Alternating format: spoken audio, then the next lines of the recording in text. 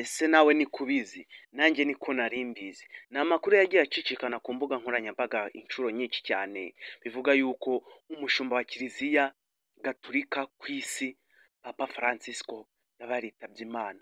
Ese ni byo cyangwa ntabwo ari byo? Ndi hano ngo nkubwire ukuri kose kwasohotse kwagiye ahagaragara. Mu by'ukuri isi yose irabizi ko umushumba wa kiliziya gatulika Papa Francisco arwaye indwara ya bronchite. Iyo ndwara ikaba itamwemerera guhumeka neza kandi ntabashe kuvuga neza. Ikaba ari indwara yamuzahaje, akaba yarayifashwe ahagera mu 1997 nibwo yatangiye kwatakwa n'iyi ndwara ya bronchite. Ubu tuvugana rero yaje kumugaruka cyane, ararwara araremba, kugeza ubu ngubu tuvugana benshi bavuga ko yaba yaritabye Imana, ariko siko bimeze. Arwariye mu bitaro bikuru by'i Roma.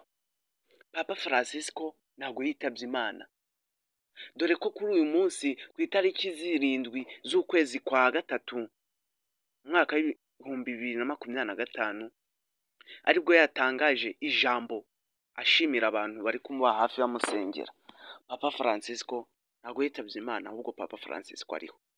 Uyu mwamumenye ahantu henshi hagiye hatandukanye, ibinyamakuru byinshi bigiye bitandukanye bitangaza ko yabitabye Imana, ariko siko bimeze. Mwitondere imbuga nkoranyambaga kuko amakuru menshi zivuga ntabwo ariyo kandi nta nubwo ari ay'ukuri. Gusa uyu mushumba wa kiliziya gatulika Papa Francisco mu magambo yateruye yayavuze ati: ndashimira buri muntu wese wambaye hafi kandi ugikomeje kumba hafi, ansengera ansabira Nyagasani Yezu Kristo ngo akomeze kubana nanjye, agenda ankora mu mitsi no mu misokoro, yongera kubaho kwanjye, anyongera iminsi yo kurama.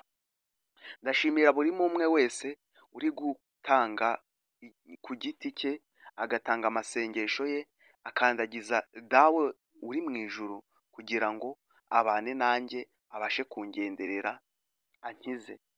Kandi amakuru namenye ko abantu benshi bagiye bavuga ko naba naritabye Imana ntabwo ari byo, ni ibihuha, ni ukubeshya. Ndiho, ndi muzima, ahubwo namwe nimukomeze mundagize Imana. Papa Francisco yateruye aya magambo avuga mu ijwi rituje buhoro buhoro, gake gake, kuko ntabwo yorohewe. Umushumba wacu wa kiliziya gatulika Papa Francisco ariho, ntabwo yitabye Imana.